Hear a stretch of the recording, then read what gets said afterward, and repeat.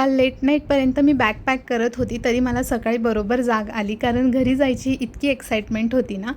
असंही आमचं ठरलं होतं की यावेळेस पहाटेच निघायचं, जेणेकरून घरी लवकर पोहोचू. अनयला तर तसंच झोपेतून उचलून घेतलं होतं, पण तो गाडीत नंतर शांत झोपून गेला.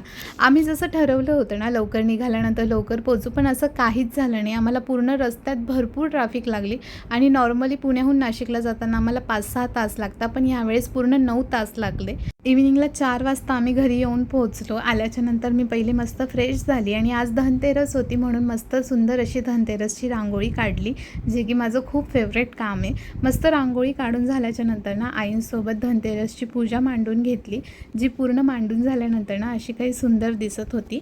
आणि पूजा मांडून झाल्यानंतर ना आम्ही सगळ्यांनी मस्त धनतेरसची पूजा करून घेतली. त्यानंतर रात्री जेवण वगैरे झाल्यानंतर ना आईंसोबत गप्पा करत त्यांना मस्त ऑइल लावून दिलं, हेड मसाज करून दिली आणि असा दिवसाचा छान शेवट केला. चलो बाय.